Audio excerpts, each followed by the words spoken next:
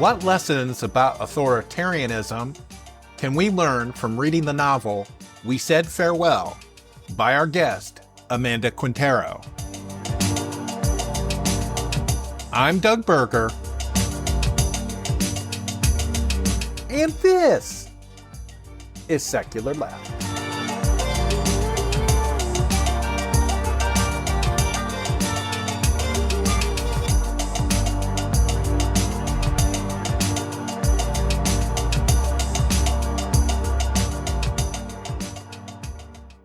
Welcome to Secular Left. My name is Doug. I'm your host.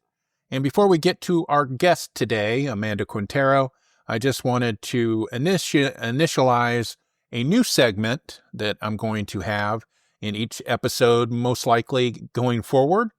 And basically, it is a segment where we further reiterate how Donald Trump is a liar, a bigot, a sexual assault perpetrator who hires people who are not qualified to run a garbage truck, not alone the federal government, and how he has allowed Elon Musk to slash and burn money that's already been appropriated through acts of Congress. And the current Republican Party in Congress just sits on their hands and lets it happen. And so they should all resign. Trump should resign. Everybody involved with that administration should resign. And until that happens, we do not have a United States of America at this time. It is 583 days until the midterm congressional elections. Hopefully we last until then. And now, let's go on to the guest. This is Secular Left. Today, our guest is Amanda Quintero. She is an author. She wrote a book called We Said Farewell about her experience and her friends' experience in the authoritarianism of Venezuela and how they had to leave the country. And she's joining us today to talk about it. Thank you for joining us today. Thank you for having me, Doug. It's great to have spaces to talk about this study case of what happens when you let democracy crumble. Now, can you tell us a little bit about yourself and what led you to write this book? For sure. So by training, I'm an economist, and my background has been in finance and tech. I graduated from an economics background in Venezuela. And then when the situation got pretty uncomfortable, I left in 2016 to France up until last week. So total 9 years, where I did a studied master's degree in international relations. And I made a life working in finance and tech. I have been writing just kind of like an independent author, and back when blogging was a thing before podcasts came around for a very long time. Eventually that led me to be a ghostwriter for a politician. And when I moved, I started to kind of like try to process my own experience and to document. I wanted to document what was going on because I found that it was so poorly recollected and recounted outside of Venezuela. So I was basically trying to create fiction out of my own frustration.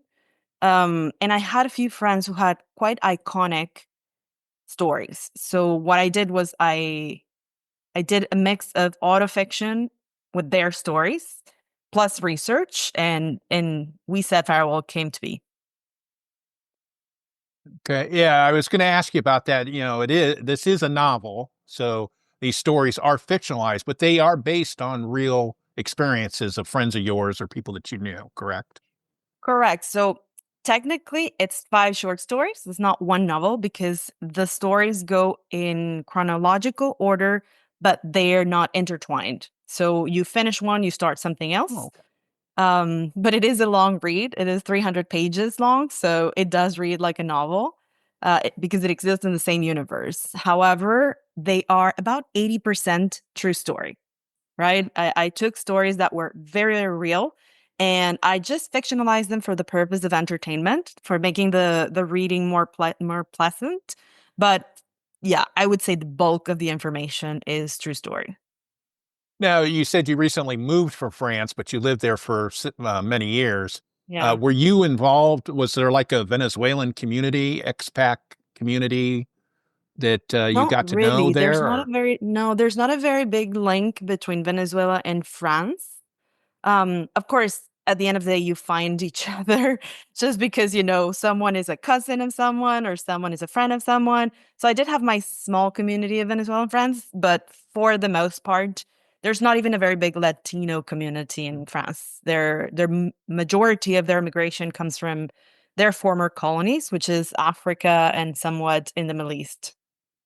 yeah, that is weird. That's strange because France does have a big presence in South America. So that's weird. Commercially might, but not politically. It's not a close tie. Which of the stories that you wrote about in your book were the hardest to write from a personal standpoint? Oh, And were any of them close to your own experience? I think so. There's five of them. Number two and number four were probably the hardest to write because they were so distant from my own experience. The second one is the Chronicle of a Kidnapping. So it's a minute to Mm. minute recount of a kidnapping for ransom. So it's extremely violent.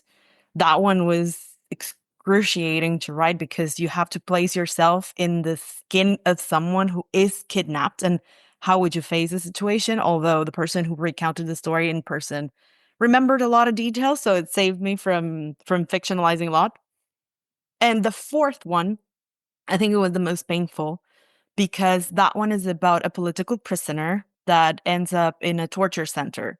Mm. So it is a heartbreaking story of a person that I knew before, like long before he ended up in that situation. And I would have never imagined that something like this would happen to him. And it was so difficult for him to tell the story that I had to come up with ways to tell it that were from second sources. So, like reading in the newspapers or looking at a lot of documentaries and trying to capture that. So there was a lot of trying to imagine being in prison unjustly, uh, actually without due process, and that was so difficult to write, honestly. That was the one that took me the longest. Okay. People don't have an understanding that in a lot of these authoritarian regimes, people disappear, is what they call it. I That's know in right. Chile they did it, and in Argentina they've done it. Yep. All these oppressive regimes, they disappear people. Correct. And so that's pretty much what happened with in Venezuela, that people would just disappear, or did they actually Eventually know it that they got to that. were Yes. So this the fourth story that I'm talking about is titled Hugo is the name of the character. That one is about a person who disappeared. Actually, they didn't disappear in the sense that their family knew that the government had taken them because they went into their home at 4 in the morning, Mm. abducted him from his house, and then didn't tell anyone where he was for weeks until they bribed enough officers that they found out where they were. But this became a standard practice. And also taking people from street protests. So yes, they haven't been understood as desaparecidos, which is what you call that. But it is exactly what was happening at that point. And I think it calmed down mostly because people got so scared that they're no longer protesting the way they used to. But probably if people went out and try to confront the government again, it would happen again. Yeah, and I think there's a lot of Americans that believe that they'll be protected if they get arrested protesting. It's like it can happen, like that. That You mean in the States or yeah, elsewhere? Because in the story, there is an American who, for whatever reason, went and married a Venezuelan woman and found himself in this prison. And it took years before the American government could take him out.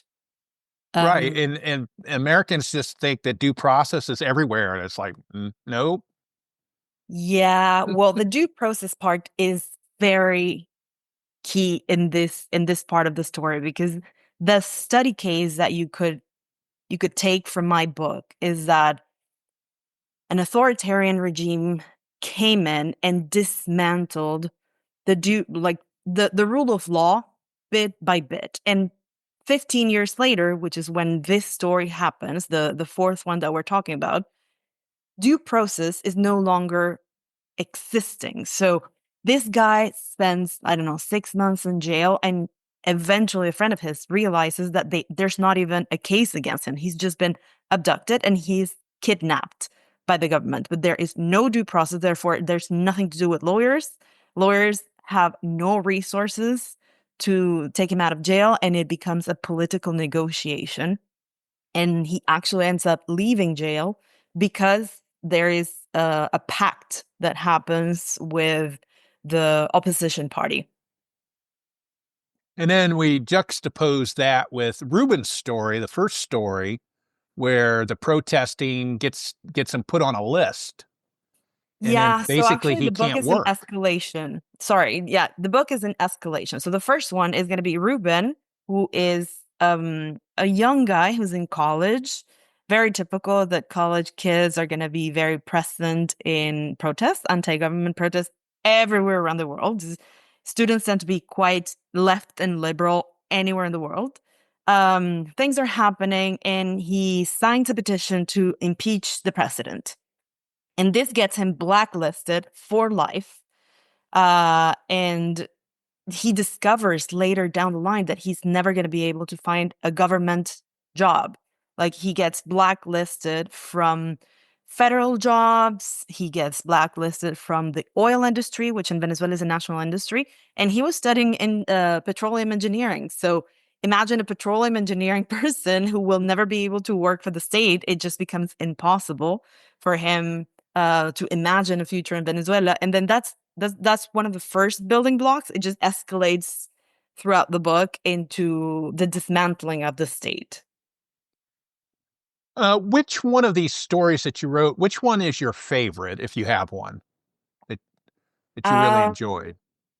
I think the most moving one is the third one. The third one, first, she's a woman, so it's very easy to identify with her as a woman. She starts like on the first page, she tells you that her son died out of something that has happened in regards to illegal gold mining. And she she's the only person that believed in the revolution. So you could compare it, just to make a very, very large parallel, to the people that vote for some sort of change, even though this political candidate is already known to be problematic. But they were in a situation where they were stressed out and they wanted things to change. So they vote for this guy. And not only she votes for him, she works for the local government Mm. on behalf of the government. And she lives through the dissolution of seeing her convictions um, be treated like a stepping stone for these powerful men. So the closeness with how malicious the regime was onto people like this is very heartbreaking, but also it makes it so that the story has a very large crescendo at the beginning. You're excited, there's a revolution, you know, she's super into making things change. Actually, she works for indigenous populations because she has indigenous roots, and so she goes to the jungle. It's very exotic. She finds herself in the Amazon jungle. And eventually she realizes that they will never get the changes that she thought they were going to get. They will never even get the funding that she thought they were going to get. They've been used all along. And not only that, I mean, if it was only being used, that would have been heartbreak. But the horror of it is that the government allows the major cocaine cartels to enter her region, and take over and enslave the populations around, displace the populations around, and she becomes a phoenix in the story. She transforms her alliance and goes after the regime after that. Yeah, it sounds like it'd be a good movie. I'd Yeah, wa- it's a redemption arc right there. yeah, definitely, definitely. For more information about any of the topics covered in this episode, check out our show notes at secularleft.us.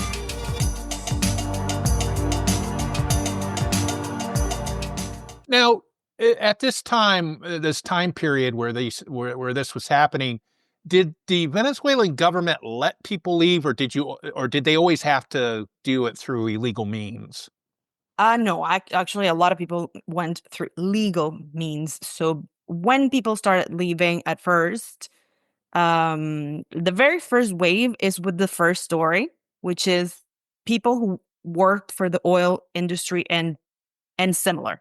A lot of those people ended up moving to other petroleum hubs. So there's a lot of Venezuelans in Houston, Texas. There's a lot of Venezuelans in Calgary, in Canada, a lot of them in the Gulf.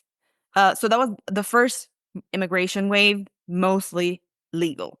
Then eventually, in 2016, there was a default, and people start pouring out. So a lot of middle class went out, kind of like me, to do a master's with the excuse of getting a job, but most of it was legal. And then within the South American continent, it was also legal because Venezuela used to be part of Mercosur.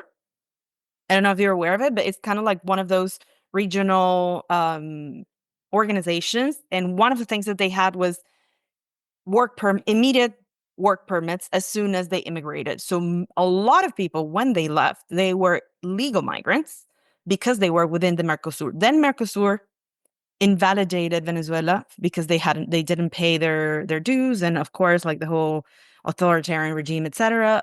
And that's when the illegal immigration started happening. Um, Basically because since the economy collapsed, the economy shrunk by a factor of 5, something like that.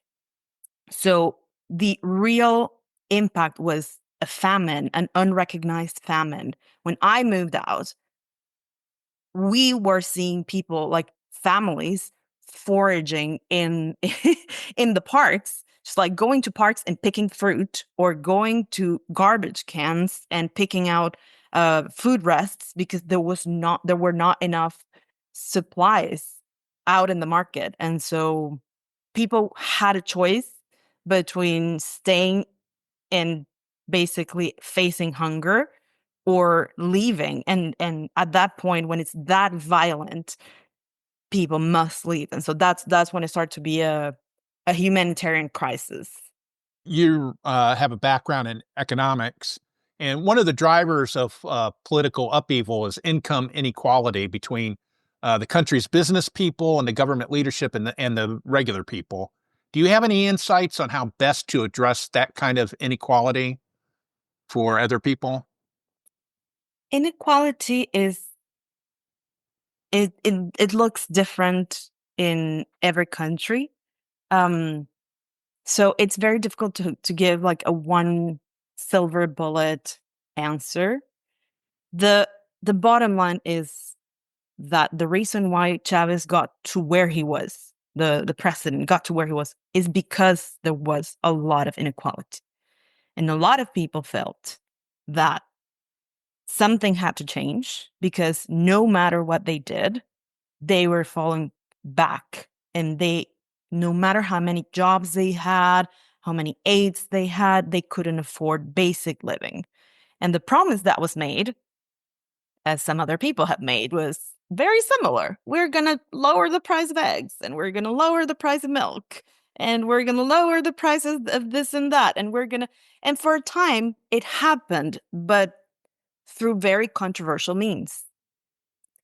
And a problem that's faced with this kind of Soviet left socialism, which is what they attempted to implement, very like a Soviet style of of central planning is that they they broke the market. They broke market mechanisms. And with that, on the moment, like when as soon as oil prices went down, which is what was feeding the redistribution mechanism went out, the entire thing collapsed. And whatever gains were done in trying to reduce inequalities were magnified because now you had tons and tons and tons of people fully depending on a system that was unsustainable, um, and just left to in free fall. Basically, they were left in free fall in a crash that was extremely similar to the fall of the former Soviet unions in East Europe. Like the parallels when you study the economics are very similar. So inequality is not the same everywhere, but it always creates a political problem because the majority feel that there's no matter what they do, they don't have enough. And that fuels this sensation that you need a strong man to come and fix it. Yeah, especially when you have somebody that is lusting for power and uses that to their advantage, right? Absolutely, because it's very easy to make promises. It's extremely easy to make promises. However, once they get to power, at least in majority of cases, they usually don't do the only thing that truly changes the situation, which is raise taxes on the richest people. That is, I mean, there's a limited amount of resources. There's a whole discourse about this, etc. But when you have enormous inequality and you have to buy social peace, you have to get that money from somewhere. And that somewhere is usually taxes. And if the richest people are not paying taxes, there's no way for redistribution. And it's a myth that the bottom 90% are going to be able to make it through market mechanisms. So it's very easy to come and say, yes, we're going to lower the prices, but yeah, exactly how is it? Are you going to make transfers? Like, are you going to pay the eggs? Are you going to subsidize things? Because if you're not, then there's very little evidence that you're going to be able to do it. Yeah, I just did a different podcast episode talking about the price of eggs.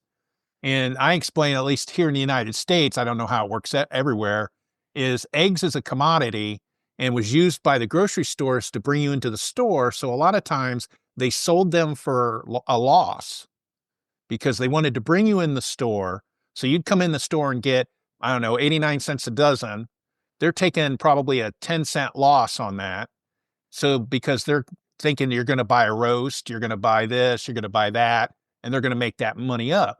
Now they have to pay the actual costs of the production. And people are like, what? Yeah, it's very different, but one thing that has, well, at least it was the experience that we had in Venezuela. That Venezuela tried a a Soviet style of redistribution, nationalization. We're going to operate things in a centralized operations way, and that was a disaster. Because very soon you had this number of greedy bureaucrats everywhere who soon left those, I don't know, milk plants, eggplant, whatever, like whatever factories there were, whatever farms there were, they were very quickly forgotten, abandoned, and we started depending more and more on imports. And when you start depending more and more on imports, you better have a positive trade balance. If you don't have a positive trade balance, you get yourself in debt. And that is that is exactly the case of the United States as well. The United States doesn't have a positive trade balance in net. So that is being financed by trillions and trillions of dollars of debt. And it's very difficult to see how it happens outside of the market mechanism. And have since you left Venezuela, have you been back? No. No, not at all. Is it that you're not allowed to come back, or you just don't feel like you need to go back? Well, for a very long time, I couldn't afford it.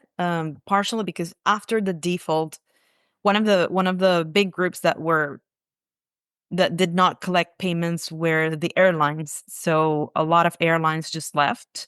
There were maybe, I think, two operating, no, not directly from France. So it was super expensive to go to Venezuela. Then my family moved out. So when your family moves out, then there's hardly another reason to go back.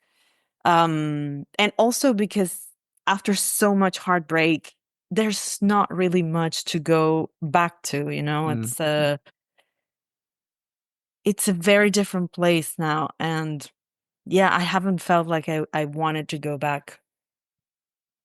And what do you want readers to take away from their time with your stories in your book? Well, I would love for them to be entertained. If you're someone who likes a thriller, those are thrillers.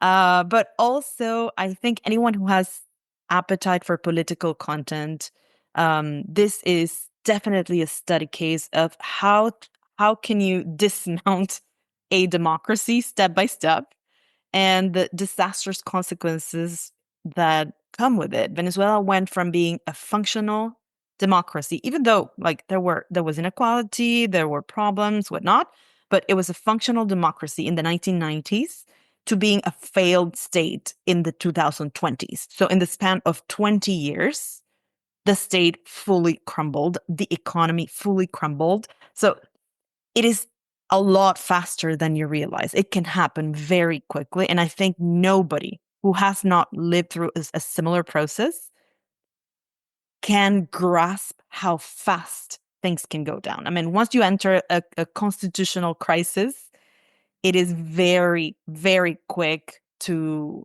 start, making exceptions here and there. Due process no longer matters. Why do we have to follow the Constitution in order to legislate? How about we appoint I don't know, lawmakers instead of having elections? And, it's this edifice of checks and balances that once you take them out, they resemble more a feudal or a constitutional or a monarchy um, system than a democracy. And it can happen, I mean, in my lifespan. That's I'm not even 40. Are you working on anything new? Is there anything new coming up, or is this pretty much it for now? This book. Well, that one took me 5 years to create. So actually, I do have another one, and that one's going to be very different. It's the kind of 50% there, but those are travel stories. It's like humorous, nothing to do with political content. So that one's going to be purely entertainment. Um, Instagram to short stories type of content. Okay, Amanda, I really appreciate you joining us today. And again, the book is called We Said Farewell, and it's available at the usual online bookseller. Thank you for joining us. Thank you, Doug. Have a nice day. Thank you for listening to this episode. You can check out more information, including links to sources used, in our show notes on our website at secularleft.us. Secular Left is hosted, written, and produced by Doug Berger, and he is solely responsible for the content. Send us your comments, either using the contact form on the website or by sending us a note at comments@secularleft.us. Our theme music is Dank and Nasty, composed using Amplify Studio. See you next time.